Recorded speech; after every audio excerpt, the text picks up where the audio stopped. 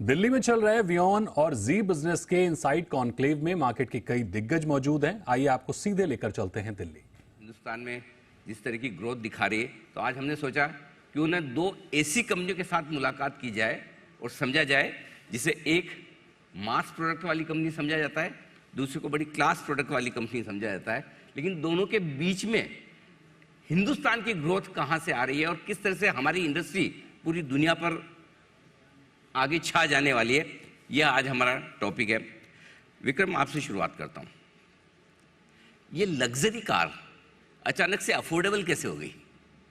ऐसा हो रहा है आजकल की मतलब शायद एंट्री लेवल कार्स इजीली मिल जाए, लेकिन आपकी गाड़ियों के लिए वेटिंग ज़्यादा करनी पड़ती। तो हिंदुस्तान में ऐसा क्या बदलते हुए आप देख रहे हैं कि लोग बड़ी गाड़ियां, महंगी गाड़ियां ज़्यादा खरीद रहे हैं? हिंदुस्तान अब किसी देश से पीछे नहीं रहा है। मेरे हिसाब से ये एक्चुअल रीज़न है। आज तक जैसे आप बाकी भी किसी क्षेत्र में देख लें, इंडिया किसी चीज़ में पीछे नहीं है, तो इस चीज़ में क्यों पीछे रहे? अभी भी अगर मैं देखूं कि लग्जरी कार्स जो हैं इंडिया में मुश्किल से टोटल इंडस्ट्री के कुछ 1% के करीब बिकती हैं। वर्ल्ड ओवर जो एवरेज है ये करीब 15% की है। तो अगर आप ये देखें तो अभी इंडिया को काफ़ी आगे बढ़ना है। एंड आई थिंक जो इकोनॉमी में हो रहा है, जो कॉन्फिडेंस की बात हुई थी अभी पिछले पैनल में, that confidence in the society is much stronger. Also Covid के बाद there is a realisation that you live only once, और you have to enjoy your life. And when you start thinking about enjoyment, luxury always comes in your mind always. That's number one. But I have to thank him. He creates the customer and then migrate upwards to us. All right, Mr. Srivastava, let me throw that to you then.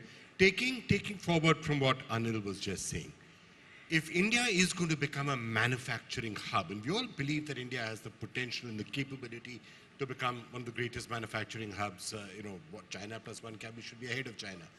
Automotives has to be one of the drivers of that, because anywhere in the world, automotive manufacturing is one of the biggest manufacturing industries. How do you think India is positioned to become a manufacturer, not just of automobiles for India, but potentially as a base from where you can export around the world?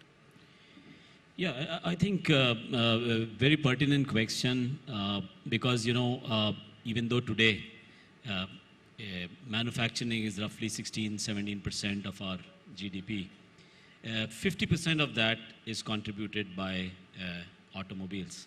That's about 7.5%.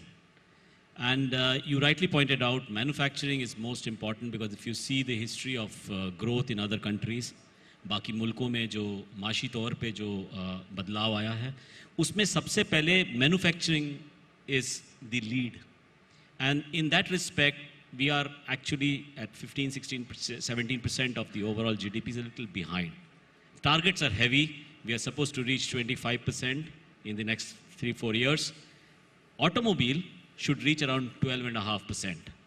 And there are indications that we are going to get there. And the reason for that optimism is because not only is India itself a large market giving us the economies of scale, we are now the third largest passenger car vehicle market in the world. The largest two-wheeler, the largest three-wheeler, the largest tractors, buses, the big buses. We are one of the largest even in the large buses. So scale है.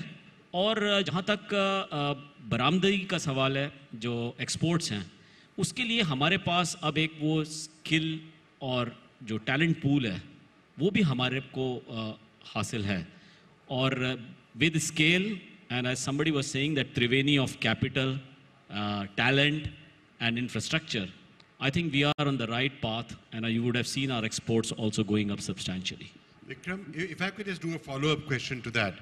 This is also a very interesting time for the entire automotive sector, not just in India, but around the world, because you're going to be facing an inflection point as petrol and diesel and those cars start to take a back seat and electric vehicles become more and more prominent.